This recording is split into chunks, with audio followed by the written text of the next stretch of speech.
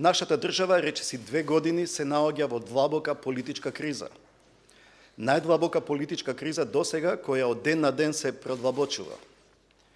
Дури ни распишувањето на изборите не е доволна гаранција дека кризата набрзо ќе се реши и ќе заврши, колку и сите ние тоа да го посакуваме.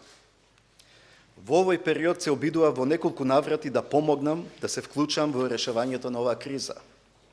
Но едната од двете спротивставени страни не покажа волја и интерес за моје вклучување и инсистираше разговорите да се водат исклучиво под покровителство на меѓународниот фактор во земјата. Немајќи избор, ја прифатив таа нивна одлука, иако мислам дека не е добро за земјата. Кога некој однадвор ви ги решава домашните проблеми, тоа лошо говори за самите вас.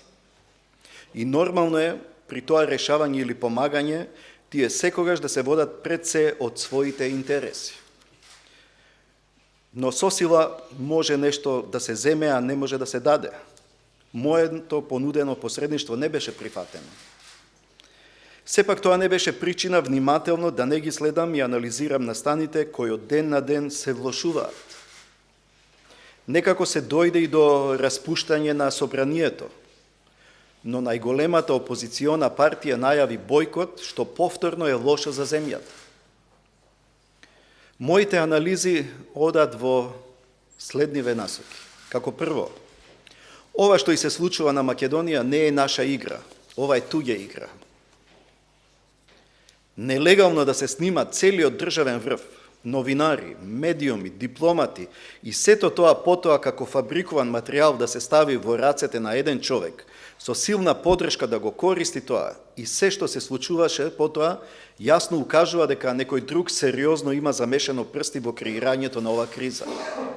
Впрочем, Македонија не е ни прва, а веројатно ни последна држава на која ова и се случува.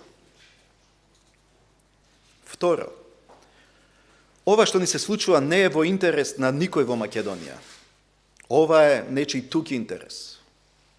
Ваквата криза никому не му помогна во земјата. Ниту на власта, ниту на опозицијата. Колку и да се имаше такви очекувања. Но оваа криза сериозно и наштети на Македонија и на сите наши граѓани. И наштети на угледот на земјата, и наштети на забавувањето на реформите и напредокот, на фокусираноста на стратешките цели за членство во Европската Унија и НАТО. И наштети на економијата, на продлабочувањето на поделбите во секоја пора на општеството, на радикализација на политичките структури, на деструкција која веќе никој не може да ја контролира или да предпостави. Никој не може да не убеди дека оваа криза е интерес на Република Македонија. Оваа криза е нечи тук интерес, за нечи туги цели и интереси. Некој кој сака нешто да постигне.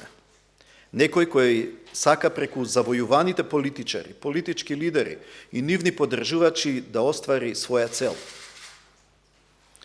Трето, сето она што се случуваше во изминатиот период резултираше со досега невидена политичка конфронтираност, со политика на меѓусебно пресметување и уништување, бескрајен реваншизам и омраза и лична конфронтација. Погледнете што им се направи на нашите политичари и од власта и од опозицијата. Тие толку многу завојуваа, работите отидоа толку лично и далеку, се отворија меѓусебно толку многу кривични постапки, што сега и едните и другите се подготвени да употребат секакви можни средства само да не бидат поразени на следните избори. Затоа што не знаат докаде ќе оди другата страна во продлабочувањето на личната пресметка, реваншизмот, омразата и ксенофобијата. Политиката се претвори во тоа кој кому ќе пушти повеќе кривични пријави и ќе отвори кривични постапки, кај кого ќе има повеќе претреси и притвори, кој колку другиот ќе го заплаши и заглави. Судиите се под невиден притисок од сите страни. Представници на меѓународната заедница ни се шетаат ни судовите додека тие треба да донесат одлуки дали некого да притворат или не. Пред некој ден Еден судија однесува во болница затоа што колабира за време на процесот. Се во ова веќе станува за многумина неиздрживо. Се повеќе наликува на борба до истребување. Се плашам дека Република Македонија може да почне да наликува како она географска Македонија од 20-тите години на минатиот век, кога антагонизмот меѓу македонците отиде до такви размери што се претвори во меѓусебно истребување преку физички ликвидации. Да се подсетиме дека и тогаш тие беа потигнати од надворешни фактори. Четврто, се распушти собранието. Опозицијата објави бојкот на изборите и формирање на фронт за слобода. Ова значи дека ќе се оди и на попречување на одржувањето на изборите. Имаме техничка влада со ограничени овластувања. На раб сме на кризна состојба. Работата е заплеткана до бескрај и никој не може да ја отплетка. Дури ни водствата на партиите, ниту пак представниците на меѓународната заедница. Ниту Пржинскиот договор, нити распуштувањето на собранието не ги намали тензиите, напротив ги зголеми. Никој никому не верува. Секој мисли дека другиот му подготвува нешто зад грб. Ако се остави само по себе да се расплеткува и отплеткува вака заплетканиот јазол, ќе поминеме како заложници во долгогодишната политичка криза, на која не може да и се предвиди крајот. Сериозно се доведува во прашање потребата од мирна изборна кампања и мирен изборен ден. Ако пак тоа не се случи, државата и сите граѓани ќе имаат долгорочни последици. Се плашам дека навистина граѓаните можат да стават крај на кризата со следните избори.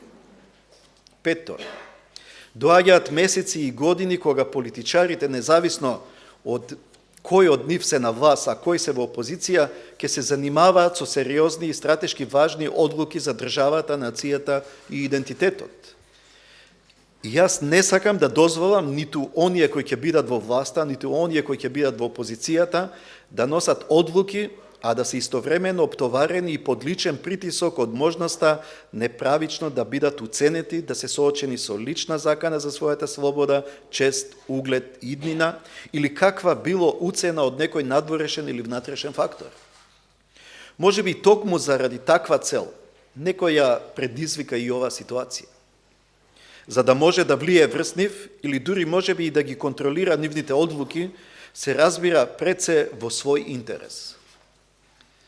Почитувани, од овие причини со намера да придонесам во решавањето на кризата, до релаксирање на односите и намалувањето на тензиите меѓу спротивставените политички сили и нивни поддржувачи, свесен за последиците врз државата и граѓаните ако нешто не се превземе во оваа тешка криза, свесен за последиците врз мене со преземањето на овој чекор, но и со силна верба дека носам одлука во интерес на државата и нацијата, нејзината стабилност и независност, одлучив да се стави крај на оваа агонија на Република Македонија.